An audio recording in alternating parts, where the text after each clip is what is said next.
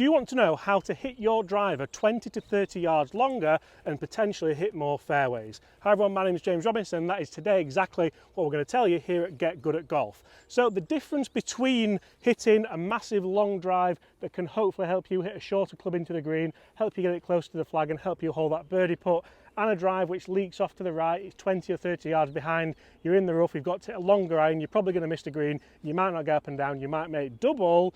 It's just a few fine little details that can help you hit better drives. So the first thing we're going to talk about is setup. So if you set up poorly to a golf shot, if you stand really open with your feet to the left of the target here and your shoulders open to the target here, generally what you're going to see is you're either going to hit it straight left or you might well come across the golf ball. That is when you will start to see a ball flight similar to this one.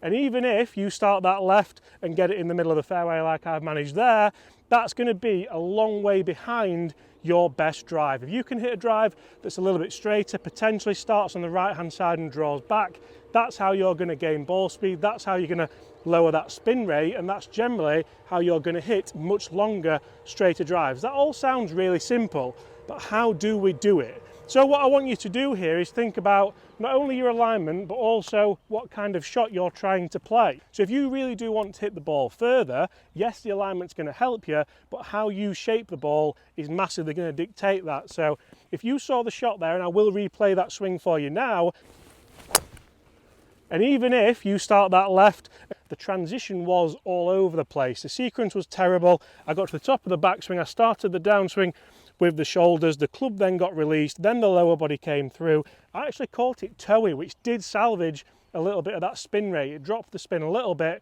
which is why I managed to hit the fairway and still get maybe 200 yards out of it. If I want to get 240, 250, 260 yards out of it, that transition needs to be a lot better. Chris is going to give us a drill for this in just a few moments' time, but the big thing is if I set myself nice and square, so if my left and right foot are nice and parallel to that fairway where the ball wants to finish, then I'm going to set my shoulders there as well. From here I can take the club away nicely with the shoulders. Notice how this lower body doesn't really move too much. From there I can load up to the top of the backswing. Now I spoke about sequencing earlier on in this video. How do I sequence the downswing to gain that yardage? I have to start with the lower body. It has to be a kinematic sequence from the ground up. And look at that impact position compared to the impact position on screen now. It's totally different, a lot more athletic. I am attacking the ball with a much shallower angle of attack. That means the ball's going to come out hopefully a little bit higher on the club face, a little bit more central. So that spin rate should drop to hopefully 2,000 to 2,500 from 3,000, 3,500. That's going to get you a bit more distance even if you don't generate more ball speed, which you're generally going to do because you generate more club head speed. More club head speed results in more ball speed. You guess what happens there? Results in more distance. So if I put this into play now, I stand nice and square. I'm even going to aim down the right side because I'm so confident that with my new sequence I can drop the club in, I can then work it out to the right hand side here. All while this I'm controlling the club face, I'm not opening the club face, I'm not flipping the hands over. So I should be able to aim over that tree line and allow the ball to come back into the middle of the fairway. You'll see how that ball started right and it's finished exactly the same line as the first shot that I showed you.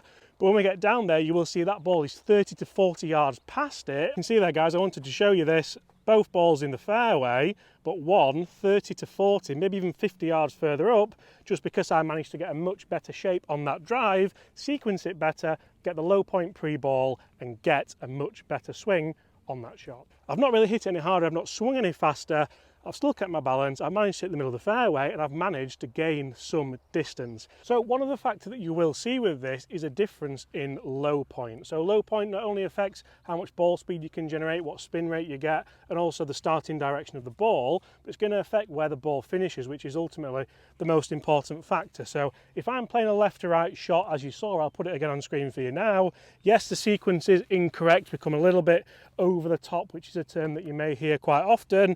Then you hit down on the ball, then your low point will be after the ball here. It'll start to work around the body to the left. That means the ball's going to start left because the club face will be slightly closed to the target, and then the path will generate a spin axis of the ball moving way over to your right hand side, my left hand side.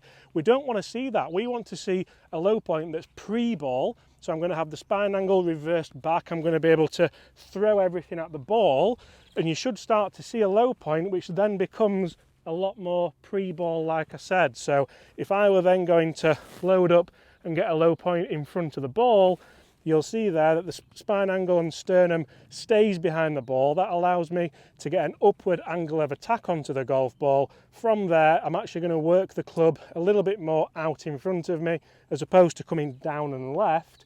And you can imagine that's going to start the ball a lot straighter, a lot squarer. It's going to lower that spin rate. We should get more club head speed and more ball speed.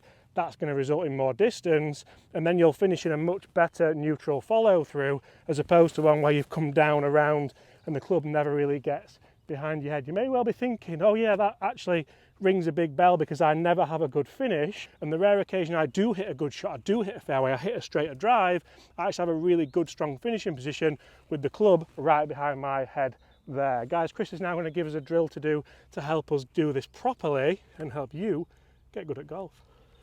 So when you're on the tee and you're actually picking your shot, so we're on here on the par 5 here at Waterfront, the second hole, we want to think about how you can get your setup correct, how you can get all of those things James has talked about into play. If you're somebody who fades the golf ball, we can set up that and we can still hit it as a fade, not a slice. What we want to make sure we do is get everything aligned exactly where we want it to be to create that shape that will still come off with a good ball speed but fade. That's what you'll see a lot of the tour players do. 90% of them will hit a fade, again, not a slice. We can also do that with a draw, so we can make sure we get our setup to get that path working out to the right with the face slightly closed to generate the right shot we want to play with the correct ball speed and still get distance and not sacrifice that for no apparent reason. So if you're trying to set up for a fade, what we want to do is start to have a better routine of making sure the club face is pointing where we want it to start.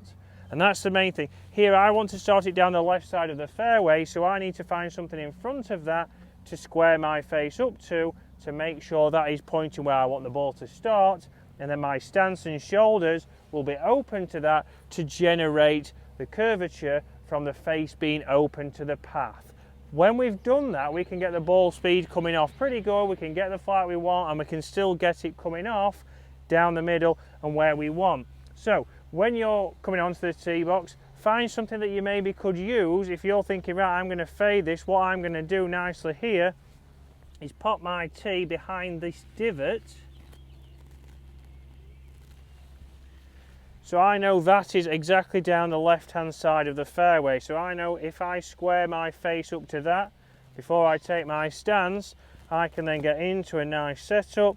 My stance is left, my stance and shoulders are aimed a little bit further left than the face, and all I'm going to do from here is make my normal swing.